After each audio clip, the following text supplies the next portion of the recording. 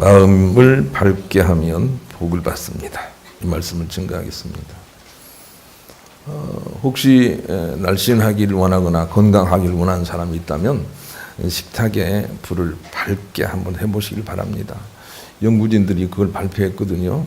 하여튼 뭐 가정이든 식탁이든 밝게 하면 더 건강해지고 행복해진다, 이런 연구를 발표했습니다.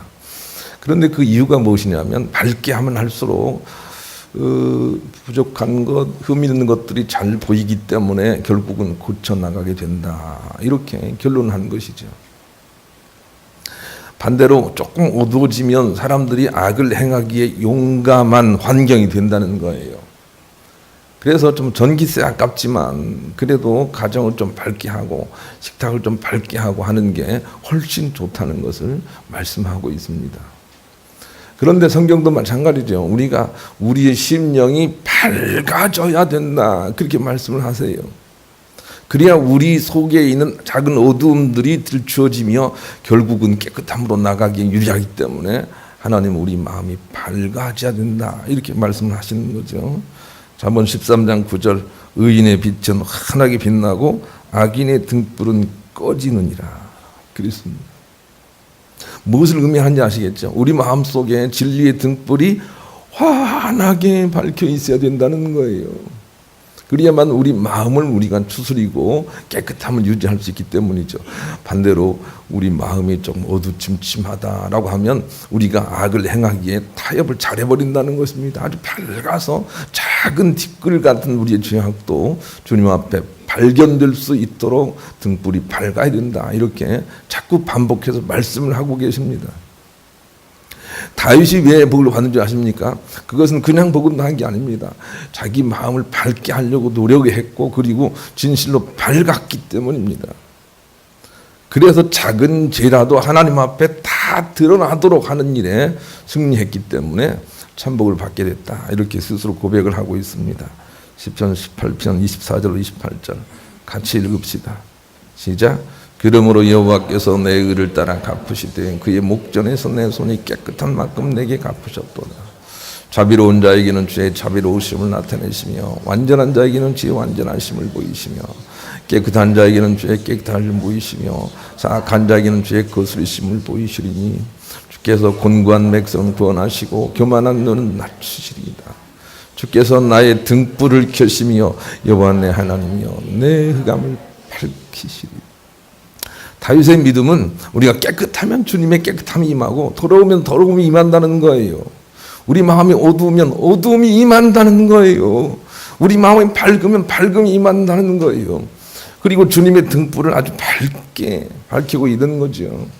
우리 마음 속에 등불이 아주 밝게 빛나고 있어야 됩니다. 그래야만 우리가 주님의 참복을 받을 수가 있는 것이죠. 우리 집이 이사를 가고 나서 그동안에는 너무 어두워서 하루 종일 불을 켜놓고 있었는데 이제는 정말로 빛이 많이 들어와요. 빛이 많이 들어오니까 얼마나 좋은지 모르겠어요. 지금도 난방을 떼질 않고 살아요. 그런데 더 좋은 게 뭐냐면 빛이 아주 환하기 때문에 그저 사소한 그런 먼지가 있어도 발견이 되는 거예요. 그러니까 집이 깨끗하게 유지될 수밖에 없다고요.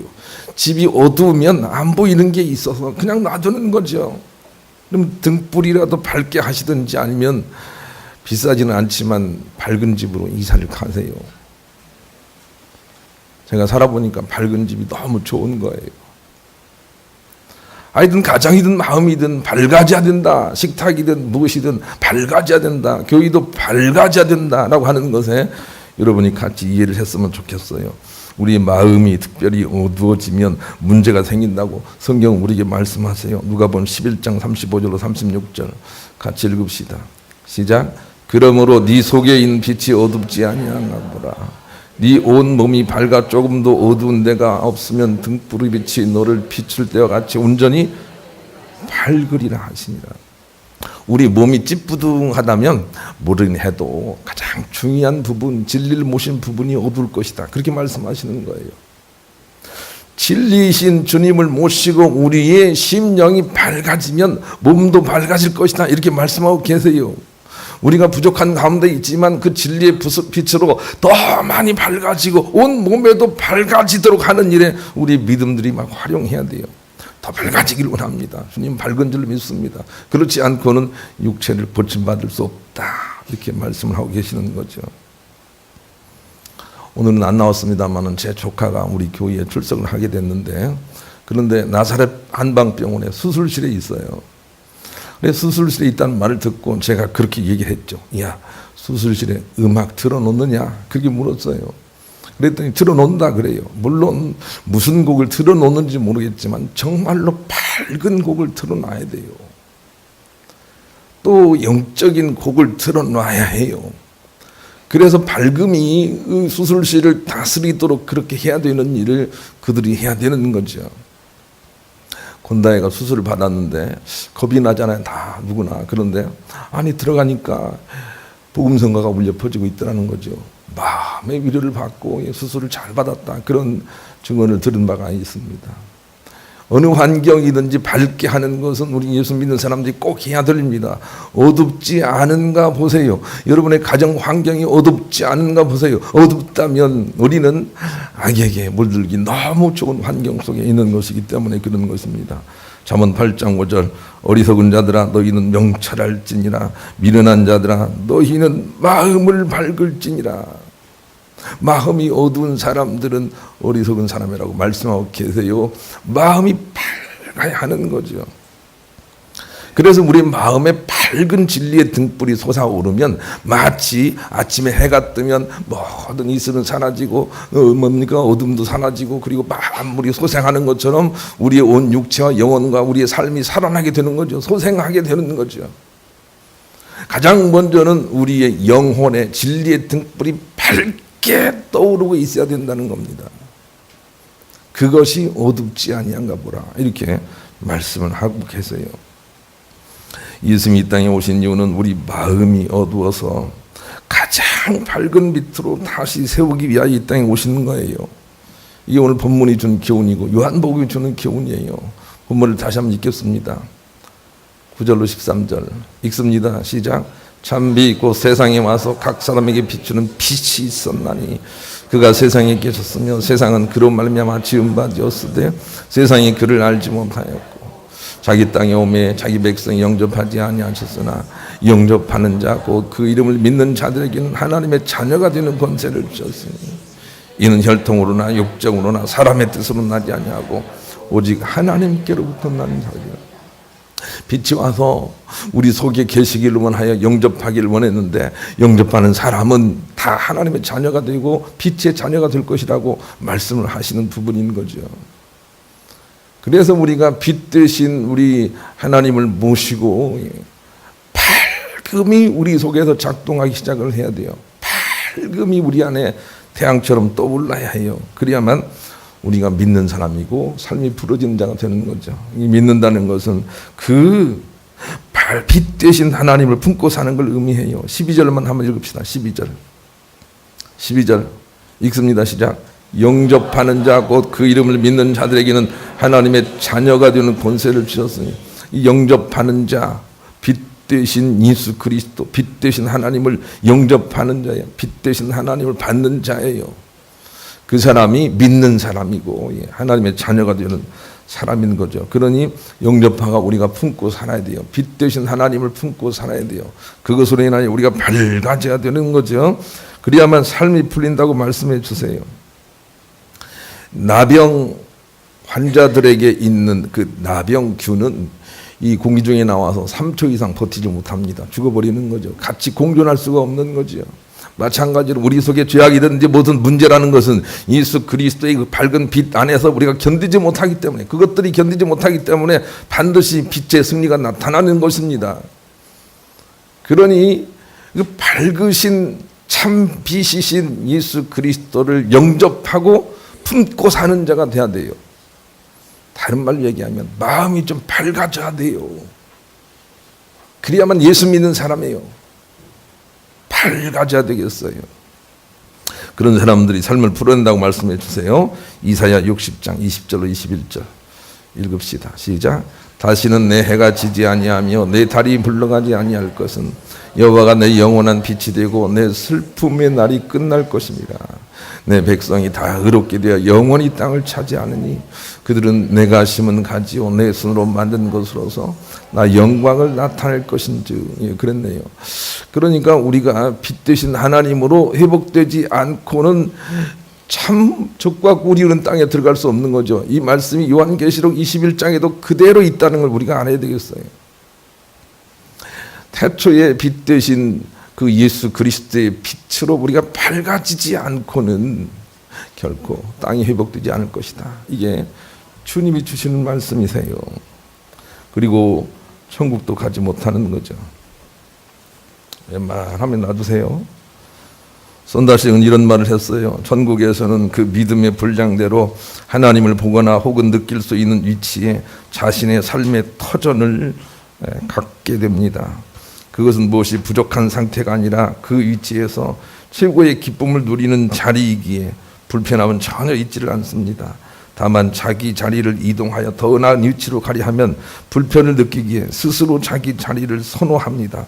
그것마저도 너무 광대하여 자유합니다. 천국은 상급이 다르나 그렇다고 비교를 느끼는 곳이 아닙니다. 이렇게 천국을 풀어냈는데 쉽게 얘기하면 이런 거예요. 천국은 우리 하나님이 너무 밝기 때문에 자기가 밝음을 영접할 수 있는 준비가 안 돼 있다면 저 멀리 가서 하나님과 떨어져 있어야 자기가 편하다는 것이죠. 그래서 빛 대신 하나님이 두려워서 도무지 주님께 가까이 나갈 수 없는 사람들은 저 끝으로 가서 스스로 지옥으로 간단 말이에요. 우리가 빛으로 모장하고 그 밝은 빛의 습관이 돼 있지 않다면 우리도 주님과 거리를 띄우려고 할 거예요. 그러다 보니까 지옥으로도 갈 수 있단 말이에요. 그러니 아주 광명한 주님의 빛에 우리가 다 드러나 숨길 것이 없는 자로 살아내고 있어야 해요. 그래야 하나님을 얼굴과 얼굴로 대하게 되는 것이죠. 그러니 좀 더 밝아져야 되겠어요. 요한계시록 21장 23절 24절 이러기 때문에 밝아져야 돼요. 읽읍시다. 시작. 그 성은 해나 달의 비침이 쓸데없으니 이는 하나님의 영광이 비치고 어린 양이 그 등불이 되심이라. 만국이 그 빛 가운데로 다니고 땅의 왕들이 자기의 영광을 가지고 그리로 들어가리라. 그랬습니다. 천국은 어둠이 없는 곳이에요. 빛이 가득한 곳이죠. 이 땅은 빛과 어둠이 함께 있는 곳이에요. 지옥은 빛이 없는 곳이에요. 이 땅에 살고 있는 사람들은 때로는 지옥이 되기도 하고 때로는 천국이 되기도 해요. 그러나 우리가 할 수만 있다면 밝은 빛으로 이 땅에 천국을 연습하고 있어야 돼요. 여러분의 가정은 밝습니까? 여러분의 마음은 밝습니까? 아니면 어둡습니까? 어둡다면 주님을 더 모시고 밝아져야 합니다. 그래야만 우리가 천국에 들어갈 수 있어요. 최상으로 밝아져야 돼요. 더 밝아져야 돼요. 더 기쁨이 넘쳐야 되는 거죠. 그래야 천국에 갈 수가 있는 거죠. 예수님은 창조의 빛이시고 그 빛이 이 땅에 와서 그 빛으로 밝아진 사람들을 믿음의 사람이라 이렇게 한다는 말씀을 기억하시고 그 빛으로 빛 되신 주님으로 더욱 밝아지시고 삶을 풀어내시는 여러분 되시기를 우리 주님의 이름으로 간절히 축원합니다. 우리 그런 마음을 가지고 532장 좀 어렵지만 내용은 같으니까 우리 한번 찬양해 봅시다. 우리가 빛으로 마음을 밝게 하기 위해서는 첫 번째로 가장 밝은 빛이 사랑이다 라고 하는 것을 알아야 되겠습니다. 그래서 9절에 그런 말씀을 주시죠. 빛이 종류가 있는데 하나는 참빛이고 하나는 거짓빛이에요. 자, 9절 읽읍시다. 시작.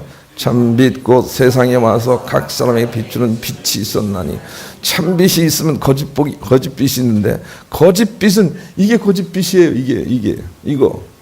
이 불빛이 거짓빛이에요. 돈으로 밝아지고 얼굴이 이뻐서 밝아지고 이런 것들이 거짓빛이라는 말이에요.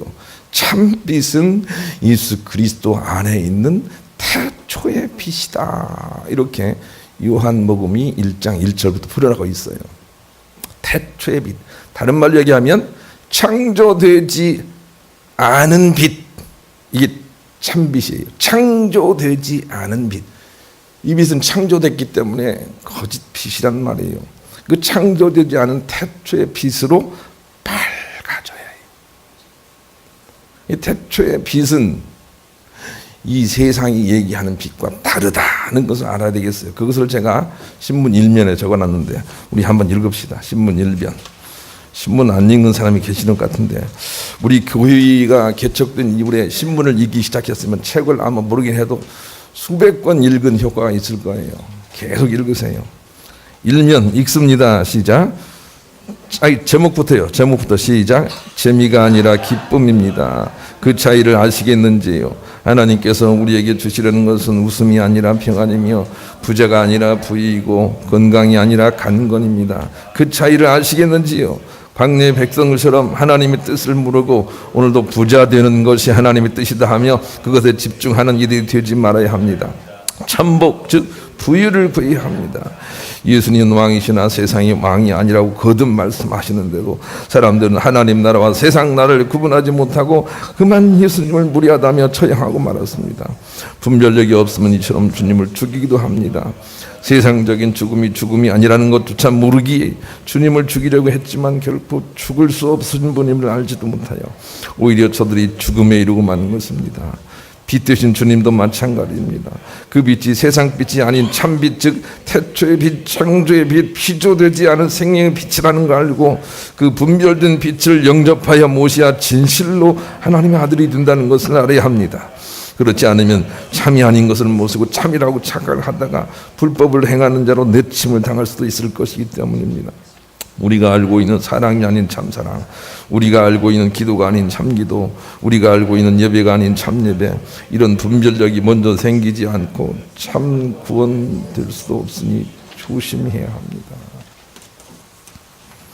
나는 그래서 찬양을 인도하는 사람들이 우리 신나게 찬양합시다 이런 말을 하면 가슴이 뜨끔뜨끔해요. 우리가 찬양하는 것은 신나게 재미있게 이런 의미가 전혀 아니에요. 말로 표현하자면 기쁘게 좀 이렇게 영광을 돌리며 이런 표현이 있지만은 그것도 말 안에 갇힌 거죠. 그 기쁘게 신나게는 재미를 의미하지 않는다고요. 웃으면 복이 와요 하고 막 깔깔 웃는 것을 의미하지 않아요. 진실로 밝은 것은 사랑이에요. 사랑이 왜 밝은 것인지를 우리가 이해할 수 있다면 장성한 믿음을 가진 사람이 될 수가 있어요. 어거스틴은 하나님에 대한 이해를 이렇게 하고 있어요. 여러분도 한번 동참해 보세요. 주여 당신은 엄연히 존재하시지만 만질 수 없는 분이시고 만물을 변화시키지만 당신은 변함이 없으신 분이시며 당신을 사랑하시지만 뜨거워지는 법이 없으시고 질투하시면서도 마음에 미움이 없으시며 후회하시지만 그것이 당신을 아프게 하지 못하고 분노하시지만 언제나 태연자 같습니다.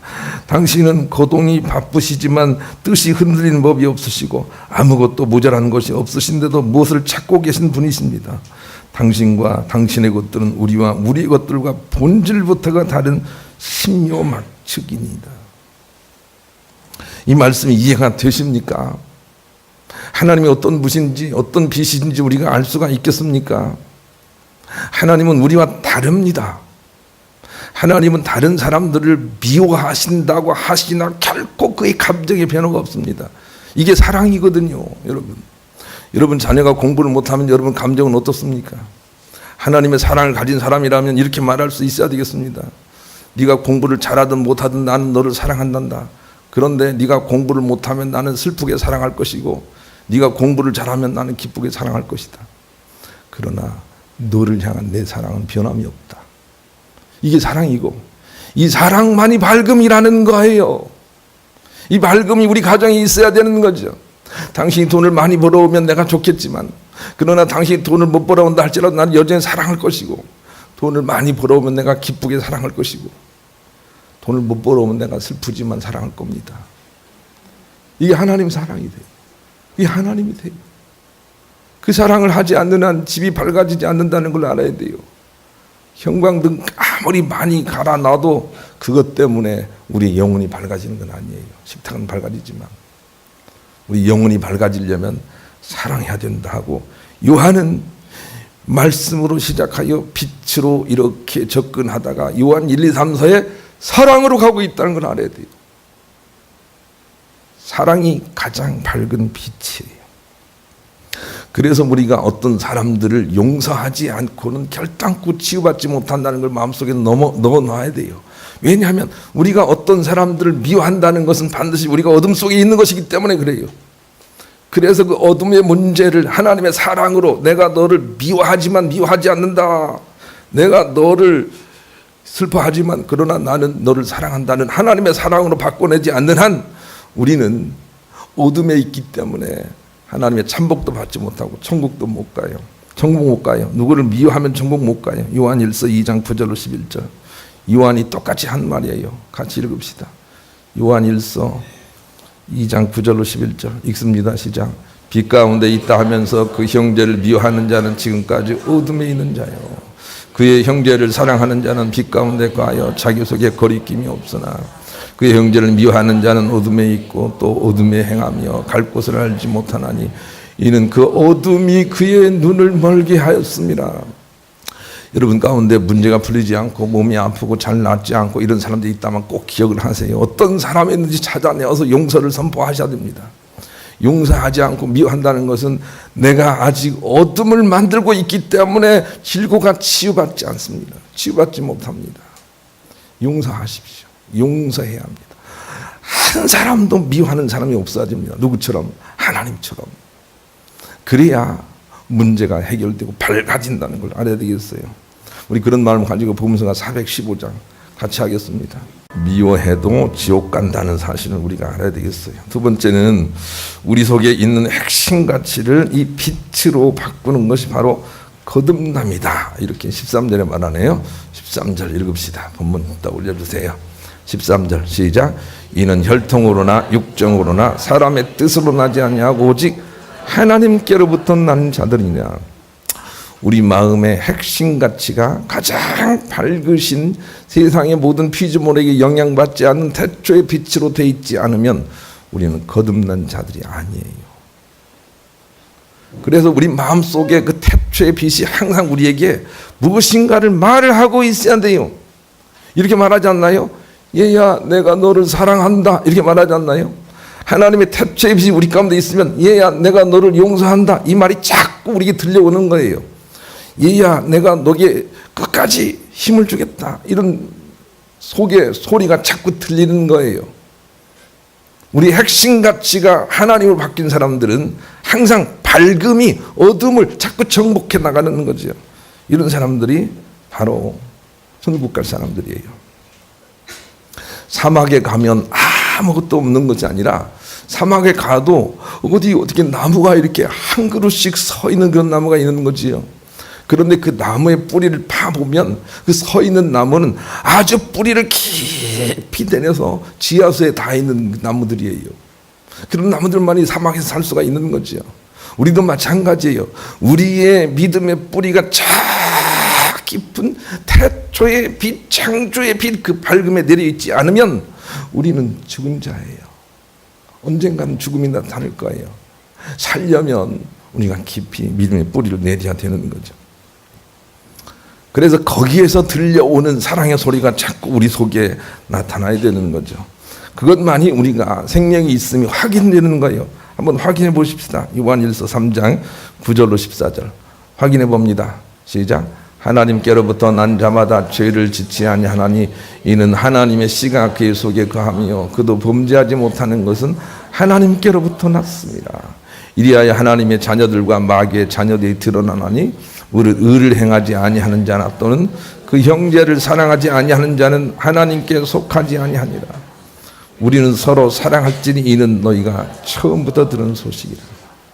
가인과 같이 하지 말라. 그는 악한 자에게 속하여 그 아우를 죽였으니 어떤 이유로 죽였느냐. 자기의 행위는 악하고 그 아우의 행위는 잠깐만요. 어떤 이유로 죽였느냐. 자기의 행위는 악하고 그의 아우의 행위는 의로움이라. 13절 시작. 형제들아 너희가 너희도 이상하지 마라. 시작. 우리는 형제를 사랑함으로 사망에서 옮겨 생명으로 들어간 줄을 알거니와 사랑하지 아니한 자는 14절 다시 읽습니다. 우리가 구원받았는지 안 받는지 알 수가 있어요. 읽습니다. 시작. 우리가 형제를 사랑함으로 사망에서 옮겨 생명으로 들어간 줄을 알거니와 사랑하지 않은 자는 우리가 누구를 미워하고 있다면 아직 지옥 갈 사람들이에요. 하나님의 사랑을 가져야 돼요. 넌 나를 슬프게 하지만 그래도 나는 널 하나님의 사랑으로 사랑한다.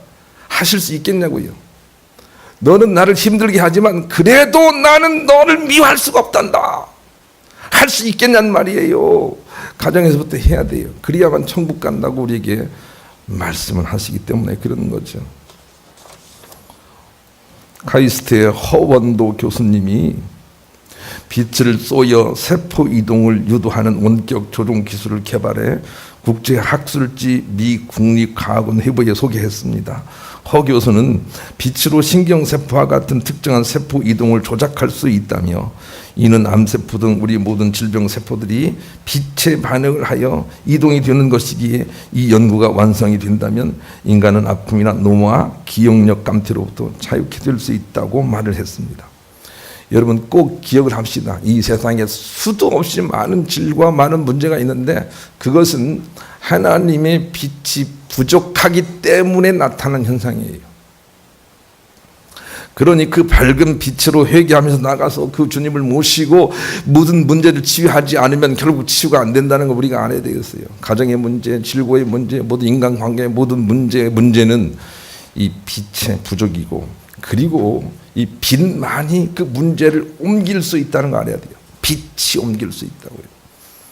그래서 이 태초의 빛에 대한 묵상이 필요해요. 태초의 빛. 이 빛 말고요. 자, 알아들으시죠? 돈 때문에 오는 그 빛 말고요. 예.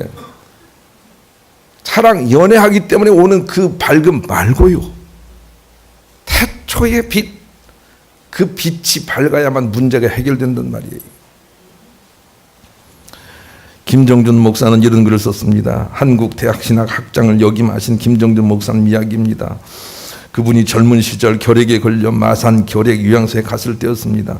병세가 너무 심각해서 아무도 돌보지 않는 영안실 바로 옆 입원실에서 죽음을 기다리고 있을 때 어느 날 병실 창문으로 나비 한 마리가 들어왔다고 합니다. 내 소재에 들어온 참새처럼 나비도 들어오긴 했는데 나가는 곳을 몰라 창문을 계속 부딪히는 모습을 보고 김 목사님은 자유롭지 못한 자신의 신세를 생각해 침대에서 힘들게 일어났습니다. 나비를 창밖으로 내보내기 위해서 나비에게 다가갔지만 나비는 자신을 해치려는 손으로 알고 더 심하게 날갯짓을 하며 난리를 치더라는 것입니다. 여러분의 시도 끝에 결국 나비를 창밖 자유로운 세상으로 내보냈지만 김 목사님은 그 일을 통해서 자신이 혹 나비와 같다는 깨달음을 얻게 되었습니다. 하나님이 자신 안에서 늘 도와주시려고 사랑의 손길을 펼치고 있는데도 그 손길을 자신을 해하려는 손길로 알고 불안해하고 움츠려 있었던 나비와 같은 자기 자신을 발견하는 것입니다. 그 후 그는 하나님의 밝음을 신뢰하게 되고, 하나님 저를 잡아서 끌어내 주십시오. 이끄시는 대로 내가 감사히 받겠습니다 하여 병을 치유받았다는 것입니다. 이 태초의 빛에 대한 묵상을 여러분 하기 시작해 보십시오. 이 태초의 빛, 하나님의 사랑에 대한 묵상을 하고 자꾸 밝아져야 합니다. 그래야만 문제가 해결될 것이라고 창조하신 하나님이 그렇게 말씀을 하시는 거예요. 그것이 치유제가 될 것이다 말씀을 하시는 거죠. 모든 문제의 원인은 바로 이 빛의 부족이라는 걸 알았으면 좋겠어요. 마태복음 6장 23절, 눈이 나쁘면 온 몸이 어두울 것이니 그러므로 내게 있는 빛이 어두우면 그 어둠이 얼마나 더하겠느냐 라고 하셨어요. 많은 사람들은 문제가 생기면 그 문제의 원인을 이것이다 저것이다 하고 자꾸 얘기하지만 성경은 분명히 이렇게 말씀하십니다. 그것은 태초의 빛의 부족이다. 태초의 빛이 부족하고 네가 어둡기 때문이다. 이렇게 말씀을 하고 계세요. 그러니 얼마나 우리가 더 이 빛을 사모하고 갈망해야 되는지 아는 거죠. 성령 충만, 은혜 충만, 말씀 충만도 바로 이 빛의 충만이라는 걸 알았으면 좋겠어요. 요한복음 1장 1절 한번 보시죠.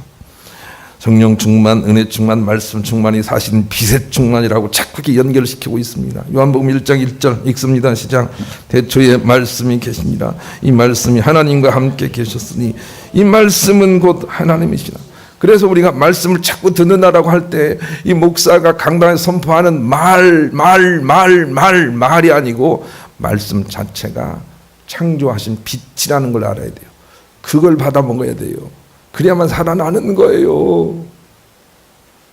거룩한 주님의 임재가 말씀을 통해서 보이지 않는 말씀으로 우리 가운데 들어와야 사는 거지요.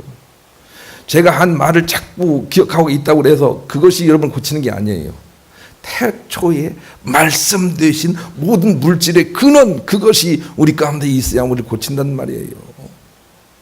그 말씀이 빛이고 빛이 은혜고 은혜가 바로 성령이라고 자꾸 이어가고 있는 거죠. 14절 한번 읽읍시다. 14절 시작. 말씀이 육신이 되어 우리 가운데 거하심에 우리가 그의 영광을 보니 아버지의 독생자의 영광이며 은혜와 진리가 충만하다. 다 같은 거예요. 은혜도 결국 빛이에요. 진리도 결국 빛이에요. 태초의 빛이에요. 이 빛이 충만해지면 만물이 살아난다라고 하는 것을 우리가 알아야 되는 거죠. 그래서 우리의 마음이 이 빛으로 밝아진 만큼 삶도 풀린다. 마지막으로 이사야 60장 2절로 5절 같이 읽겠습니다. 이사야 60장 2절로 5절 시작. 보라, 어둠이 땅을 덮을 것이며 캄캄함이 만일을 가리려니와 오직 여호와께서 내 위에 임하실 것이며 그의 영광이 내 위에 나타나리니 나라들은 내 빛으로 왕들은 비치는 내 광명으로. 예. 이렇게 5절 읽읍시다. 4절 시작. 내 눈을 들어 사방을 보라, 무리가 다 모여 내게로 오느니라. 내 아들들은 먼 곳에 오고 있고 내 별들은 그때 내가 보고 기쁜 빛을 내며 내 마음이 놀라고 또 화창하리니 이는 바다의 부가 내게로 돌아오며 이방 나라들의 재물이 내게로 오라. 일일이 해석하기는 어렵지만 모든 것 다 회복된다는 거예요. 다 회복된다는 거예요. 무엇이 오면? 어둠이 빛으로 바뀌면. 예. 놀랍잖아요. 그러니 우선은 물리적으로는 형광등 불도 좀 밝아져야 돼요. 이것도 연관성이 있기 때문에 틀린 건 아니에요. 형광등 밝게 하시고, 그리고 여러분은 가정의 분위기도 밝게 하시고, 정말로 중요한 것은 우리가 믿는 믿음의 대상을 태초의 빛 되신 하나님으로 밝게 하는 거예요. 그래야 만물이 소생한다라고 하는 것을 꼭 기억을 하시고, 이 하나님 어거스틴처럼 만나서 그 하나님 때문에 좀 피기를 원하고 밝아지기를 원하고, 여러분의 영혼이 잘된 같이 범사가 잘 되고 강건해지는 천복 누리는 여러분 되시기를 우리 주님의 이름으로 간절히 축원합니다.